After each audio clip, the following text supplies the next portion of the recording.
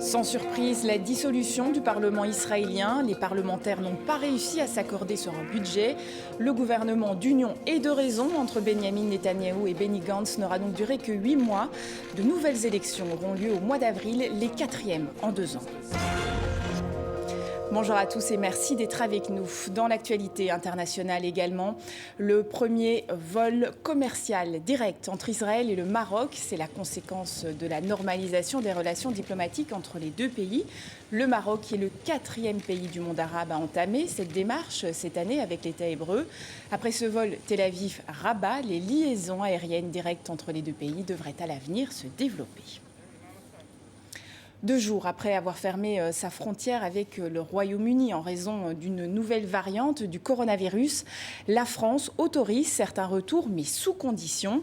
Les Français ou résidents dans l'espace européen peuvent rejoindre dès ce mercredi l'Hexagone et rentrer chez eux en présentant un test Covid négatif, une mesure qui s'applique aussi aux chauffeurs routiers.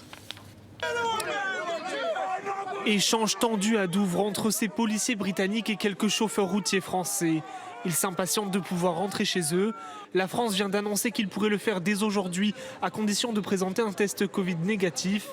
Les Anglais leur assurent qu'ils pourront passer un test rapide dès ce matin. Si vous êtes positif au Covid, vous ne partirez pas.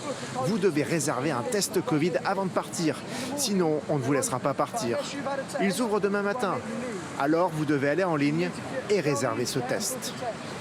En attendant, hier, des milliers de routiers étaient parqués sur le site de cet ancien aéroport, avec l'espoir très incertain de retrouver leurs proches pour les fêtes. Non, bah ouais, pour les fêtes de Noël, du coup, je pense que c'est cuit.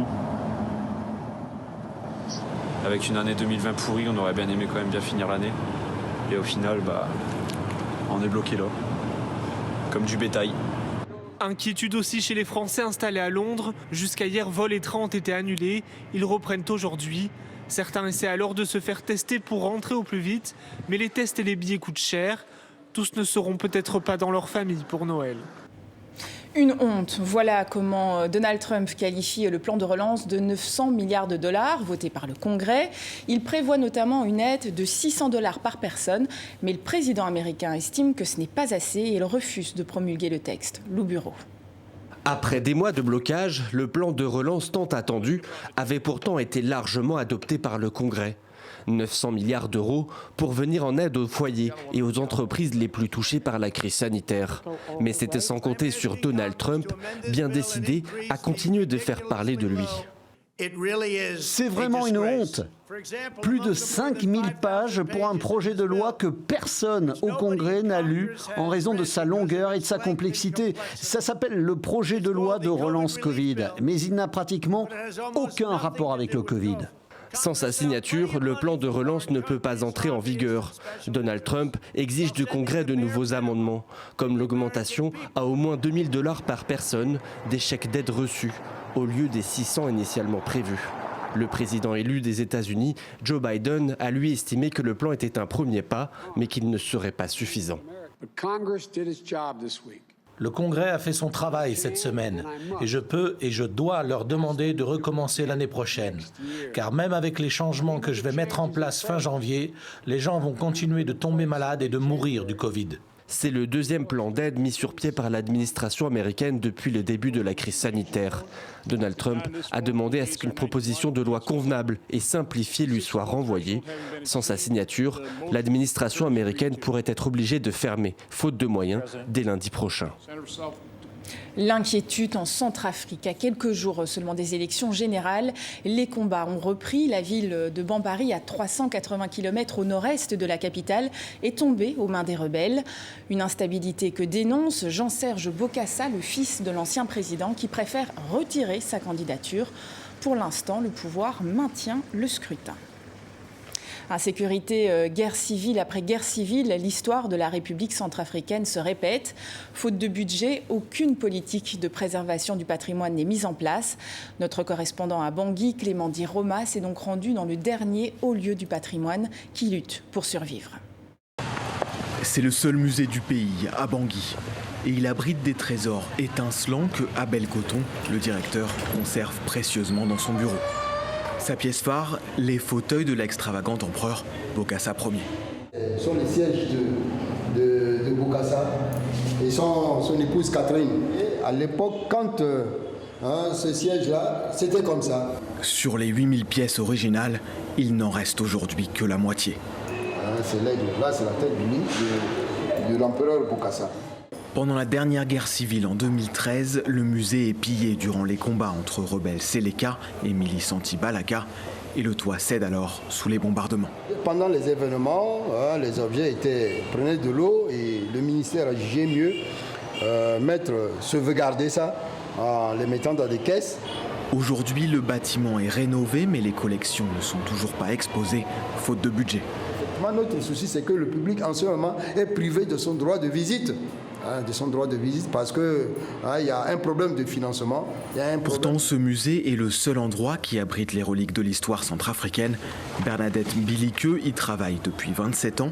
Cette conservatrice est la gardienne de la culture du pays.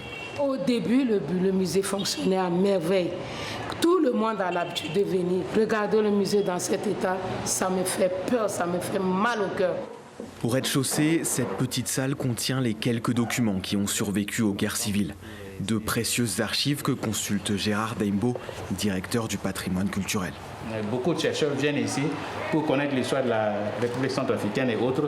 Avec ces rares archives, sans musée ni bibliothèque digne de ce nom, les Centrafricains sont privés de l'histoire de leur pays. Comment on peut être natif d'un pays et ne pas connaître ses origines, l'histoire de ses aïeux? En pleine période électorale, la culture de cette jeune démocratie semble enterrée par les conflits. Et pour davantage d'informations sur la Centrafrique et les élections, retrouvez un dossier complet sur notre site internet tv5monde.com/Centrafrique 2020. Il a marqué 6 décennies de cinéma et de théâtre français. Claude Brasseur s'est éteint à l'âge de 84 ans. L'acteur aura joué dans plus de 110 films, de Godard à Truffaut, et il aura remporté le César du meilleur acteur en 1980. Retour sur une carrière exceptionnelle avec Pascal Bourgault. Quel bonheur de vous voir. Plus les temps sont troublés, plus l'amitié est précieuse. Je dirais même nécessaire entre certaines personnes. Eh oui. Ses parents, Pierre Brasseur et Odette Joyeux, lui ont montré la voie.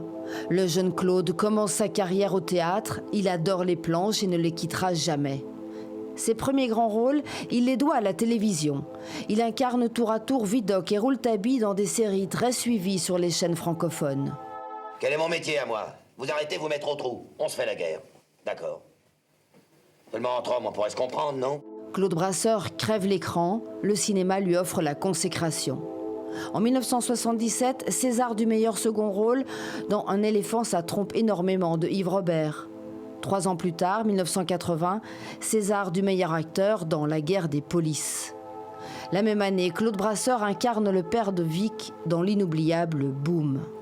Parce qu'on était bien, j'étais heureuse et j'avais pas envie d'entrer. Même si je savais que vous seriez inquiet et que t'allais m'engueuler.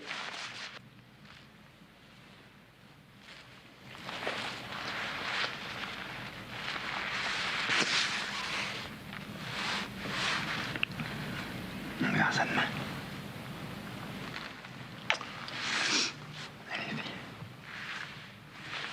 Allez, file.